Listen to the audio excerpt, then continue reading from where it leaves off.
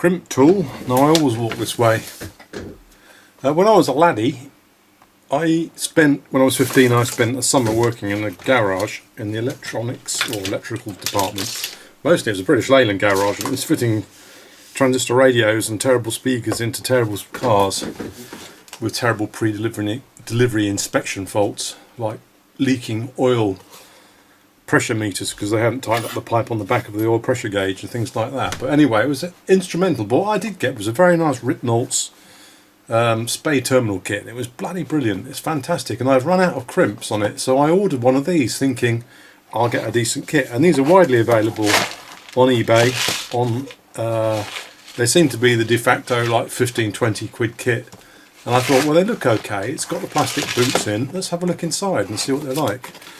So you get the crimping tool in a separate bag, and it's called the Loyal Crimp Tool, crimping press. And it also does these horrible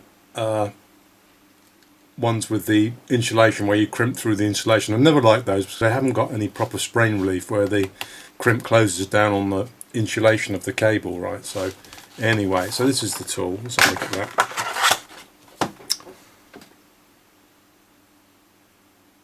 It says 50% energy when crimping. Well, I was worried about that. And you can see the other various tools in the range. And is this the SN? This is the LA-48B. LA-48B.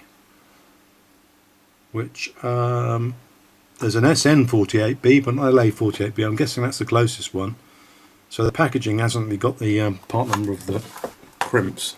LA-48B, the nearest is SN-48B. I'm not sure what the difference is. There's no instructions, it's just a card.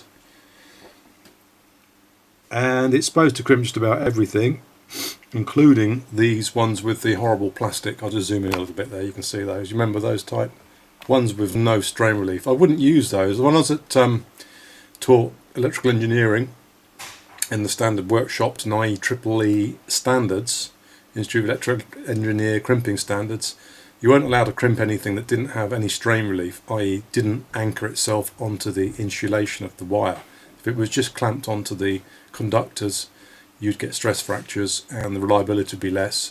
So we were always told to use crimps that had a crimp for the electrical connection and also a retainer or crimp or clamp for the insulation, which is what they use on cars. If you look on a car, any modern production car, it's always got crimp for the wire and also a crimp to hold the insulation to give strain relief. They call it strain relief to stop it fracturing and stress fractures.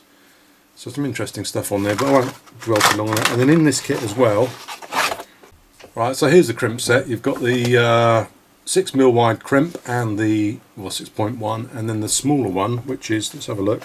If we open up, have a look inside, see what we've got here.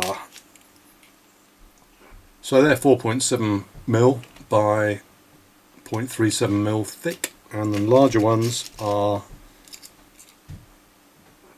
6.1mm by 0.67, so they're significantly larger in size. And let's just crimp one up and see what it comes out like.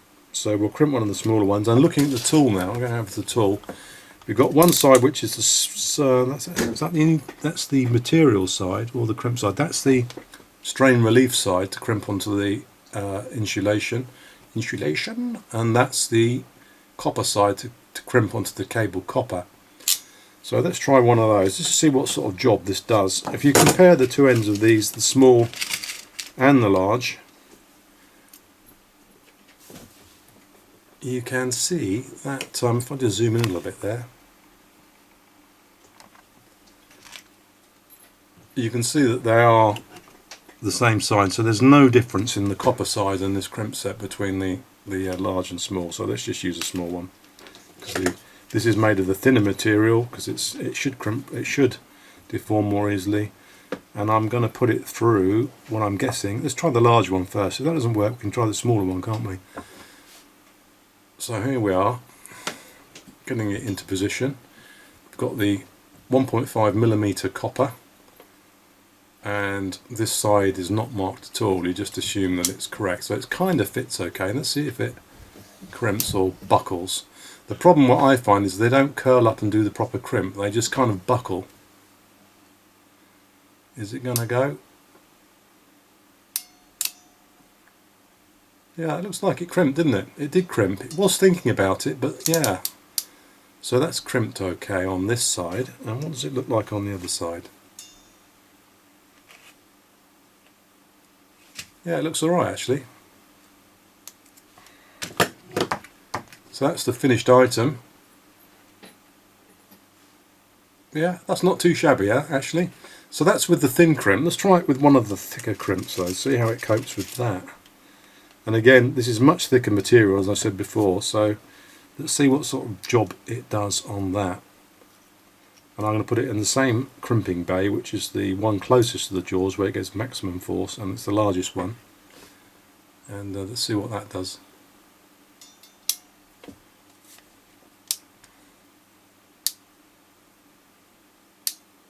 Alright, it's going to go, I think, yeah. So again, you can see that's crimped pretty respectably actually.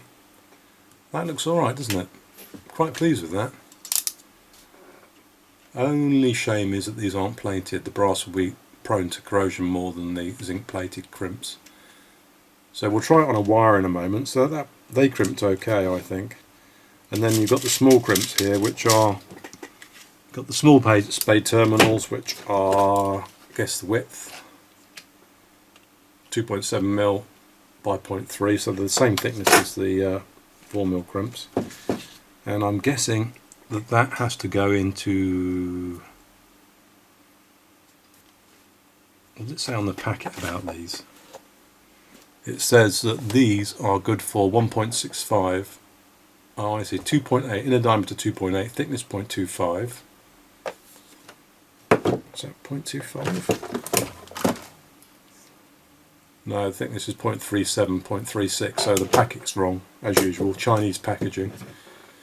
And compatible wire 0.5 to 1mm, so 0.5 to 1mm should go through one of those two. That's the 1 and that's the 0.5, so let's try it in the 1 to start with. Okay, we're in the 1. We're going in the 1. No, that hasn't gone well. Yeah, you can see what's happened there. You've got that problem where it didn't crimp. Let's just try another one and make sure that wasn't a fluke. So again, into the 1mm side.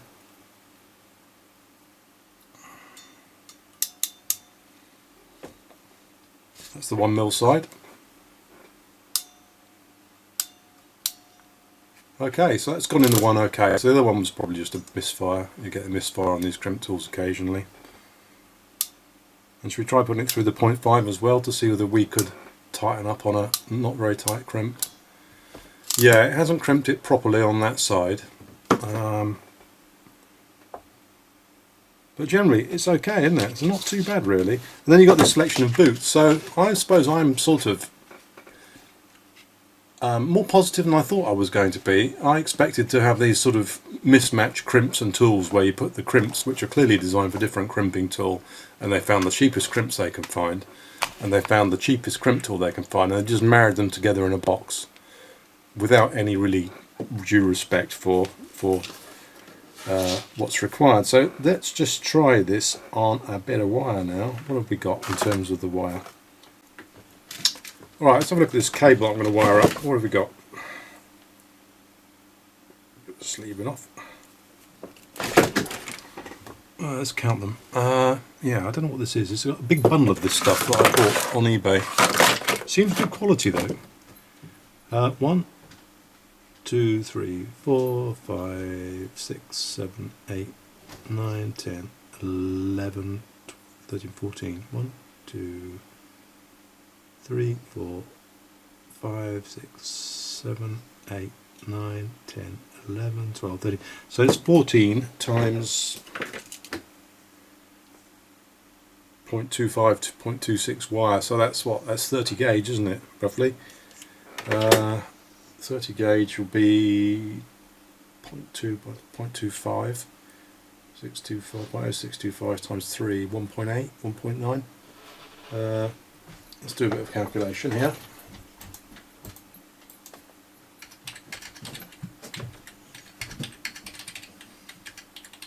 Times 3.14159 Right, A equals 0.196 millimeters each strand, square millimeters thick, times 14.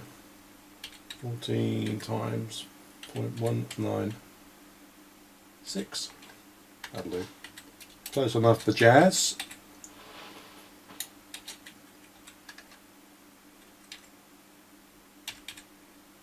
So you can hear that, but that's the neighbour letting off fireworks, and then the dog has just panicked and run under my desk. Yeah, so it's 2.7mm cable. 2.7mm, so it's probably about 2.5, isn't it? So it's 2.7. So on the box it says, what have we got? We've got here on this box, it says 4.8 inner diameter thickness, cover with 0.7, 0.145. So in theory this is too big for this crimp. It says 0.75 to 1.5, and we've got 2.7mm thick cable, so that's 14 strands of 0.196. Yeah, it is 14 times 0.196, 2.5. Well, it's that 2.5mm cable, okay. So that will be what, 30 amp current carrying. Spit it out, boy.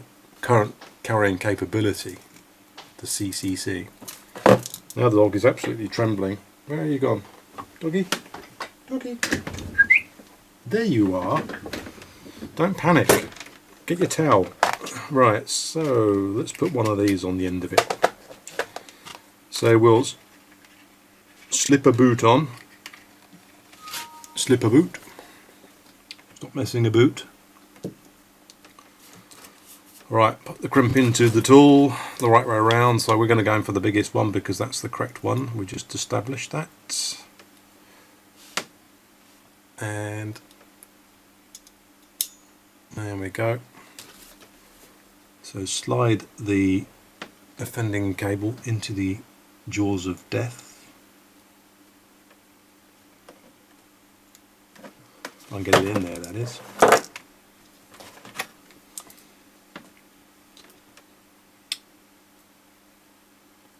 Right, there you go. So we're in just about the right position for the gripping moment. Right, ready for some crimping action, boys and girls. So we got our 2.5 cable in that 1.5 slot, and then we're going to give it a bit of a squeeze. And here we go. Well, that feels pretty loose, to be honest. I think. Let's have a look at her. Yeah, I mean, it's done a reasonable. It hasn't really crimped the insulation, has it? And it certainly hasn't really. You can still see gaps in there, and I don't think that has crimped that cable. So clearly the crimp tool, the information on here is incorrect. So let's try it in the one slot. Obviously if you start passing a lot of current and you haven't got a connection there, you're going to get some heat. And I've seen so many relays and boards burnt out by crimps getting hot. You know, spay terminals like this in air compressors and heat exchangers, and I had one the other day in a hot water cylinder where the crimp had just overheated because it wasn't crimped onto the metal properly. It was just sitting in the crimp. So let's just tighten her up on the one. So this is 2.5mm square cable going into the 1mm size crimp, and it says on the packet that they are for 0.75 to 1.5, but clearly they're not. So let's give it a squeeze. Give it a bit of a squeeze. There we are. So we squeezed her up.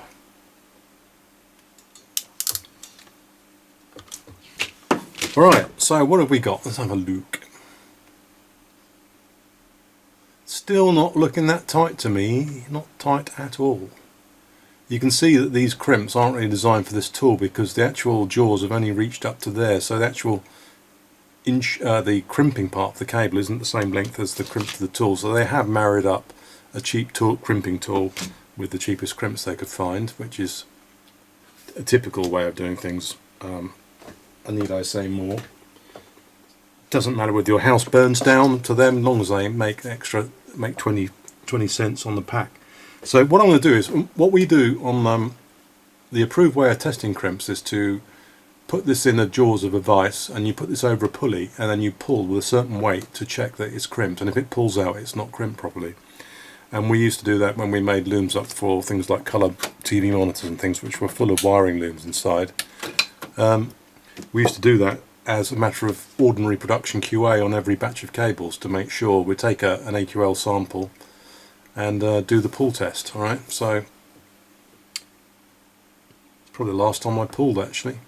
So let's cut that off there. If we just, sorry about the cutters, I like these cutters, I really do, but they're about £5 a pair from Banggood, but they're pretty good for what they are.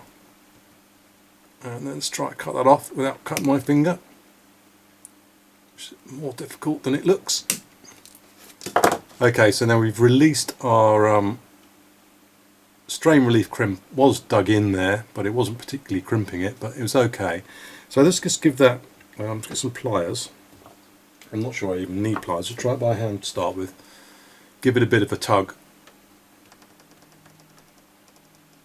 Yeah, it's not too bad. Actually, it's not too bad.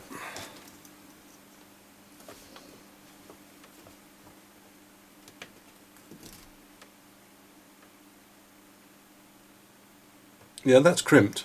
So that has gripped that cable. So even though it's 2.5mm cable, we had to crimp it into the 1mm socket to get it to grip. Okay, so yeah, I'd be happy using that. You can see it is squished in there, it has crimped it. So with this size cable, but certainly with any smaller cable, we ought to be a bit careful. And you certainly, if you've got a safety critical application like your headlights or a heater or something that's going to take quite a bit of current, especially at mains, you need to make sure that you've got V0 rated cable, which is self-extinguishing insulation on your cable, because if it's not V0 cable, if it does smoke and catch fire, it will carry on burning, okay? Whereas V0 cable has got a self-extinguishing additive that when the heat is removed, the cable will, if you hit it with a blow lamp, it'll flame up and you'll see carbon and bright flames, but as soon as you take the ignition source away, it will go out, okay? So you do need to make sure this part of your crimp is tight, and that's okay, but don't take any notice of what's on this packet. The information on this packet is incorrect, and so do a pull test is my advice. So it's not bad, I mean, for the money, as long as you know what you're doing, and the risks you're taking if you pass some current through this, because this should take 15-20 amps. It doesn't say what they're specified to, does it? But it should at least take 15 amps, one of these cables and one of these crimps, and you can imagine you're going to get quite a lot of heating there if that's not crimp tight. So do a pull test whenever you fit a crimp. The boots seem okay, they slap over alright. So yeah, that's that kit, and just to recap, that's what it looks like on the web when you buy one. So it's not bad, it's not great, but it's okay, but the crimp tool and the crimps don't match. Alright, so I hope you liked watching that. If you learned something or found out a bit more about this crimping set, and if you can hit the subscribe button down in the corner, that would be much appreciated.